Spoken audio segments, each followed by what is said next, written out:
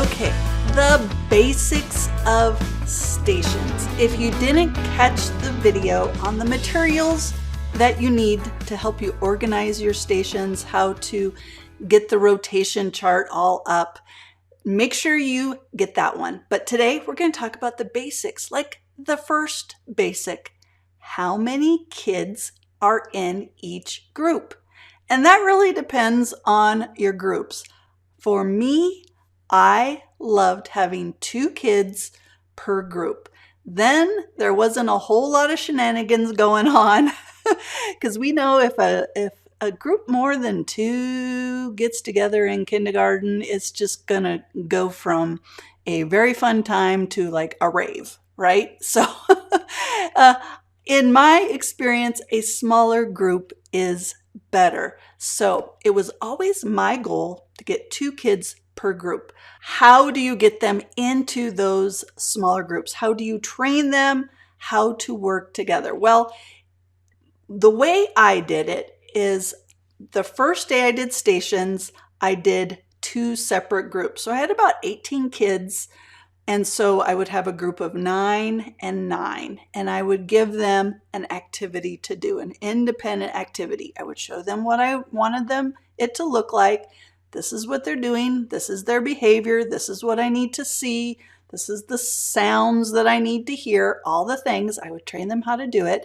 And then we would practice switching. All right. And they would go that way. And we would do that for like 2 days. Usually not much because they can do that pretty easily.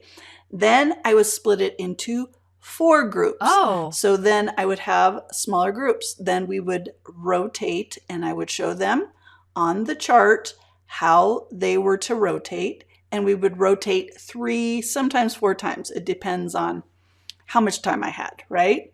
And then the next time I just jumped right into 2 people in a group. Because by that time, they knew how to rotate. They knew how to look at the chart and figure out where they were going. And they knew how to work pretty much independently by themselves. Yes! They didn't quite know how to do their partner, how to do the partner thing, how to do the setup and the takedown.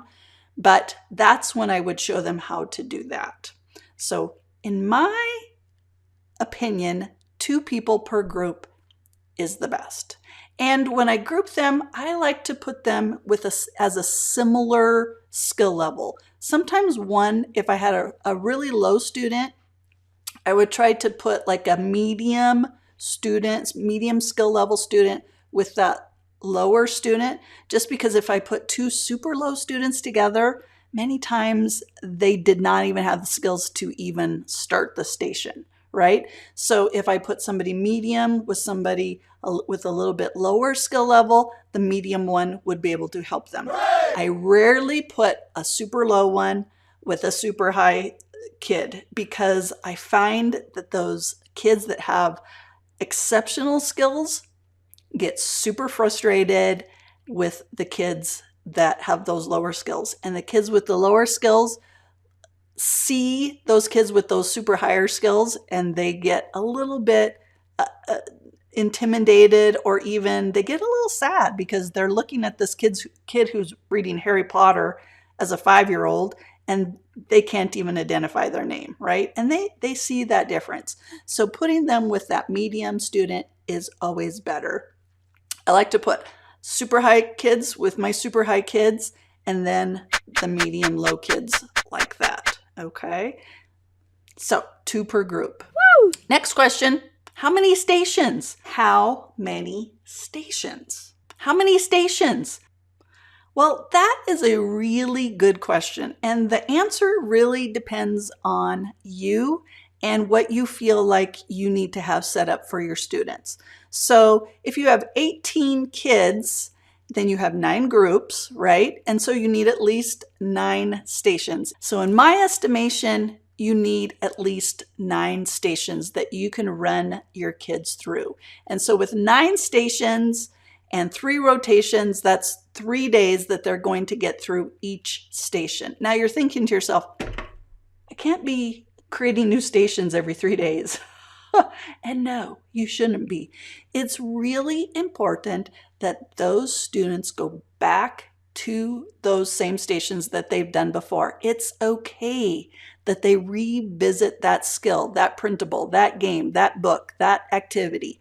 It's okay. And they're going to say, I already did this. And you're going to say, yep. And in here we practice and we practice and we practice. I want to see you doing it like a first grader. I want to see you doing it like a second grader. So just give yourself a break and have them redo the stations. I used to like to set up 12 stations because then in that amount of time, they would get through them in 4 days. And every 2 weeks or so, I would start switching out some old stations with some new stations.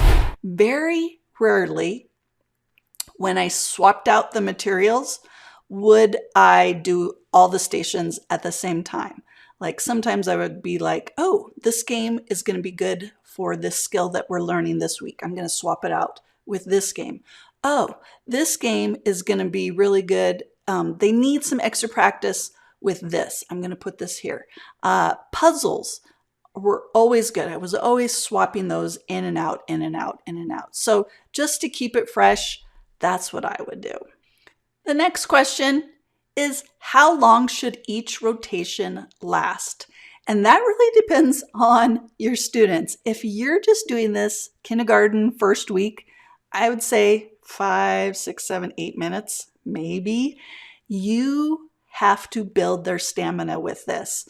And I used to have a little chart that I would say, okay, kindergartners, today we're doing 8 minutes in stations, and next week I want to bump it up to 9, and then 10 and 12 and 14, because as they get used to being independent, you can bump up that time.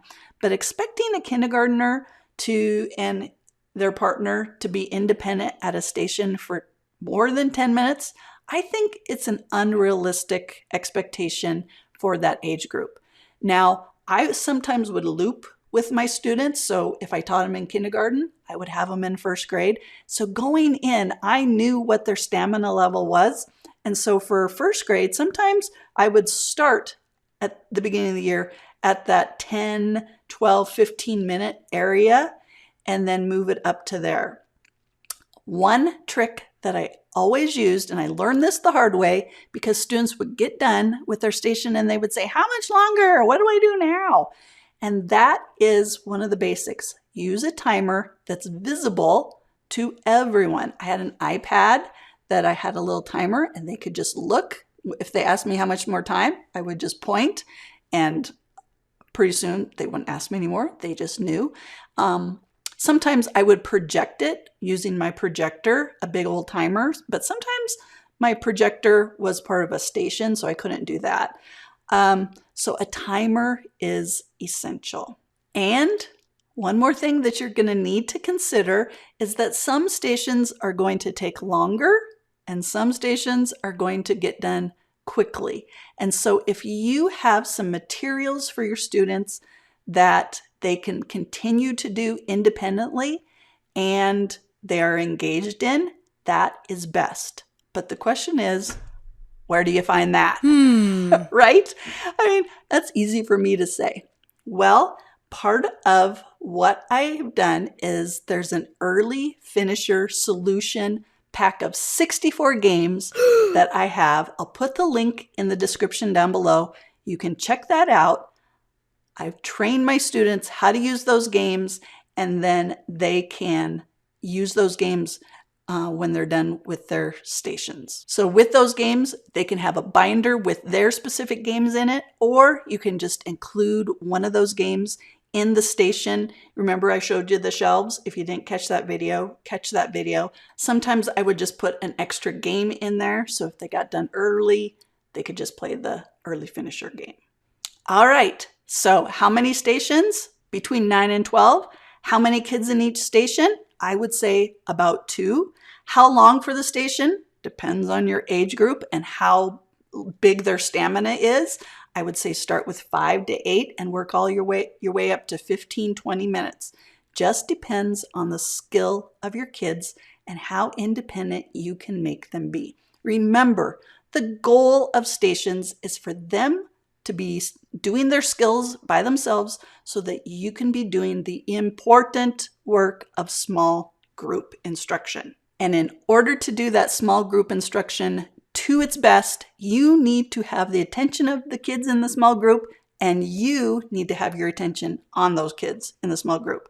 Therefore, the rest of your class needs to be busy learning and having fun and engaged, not bugging you. No.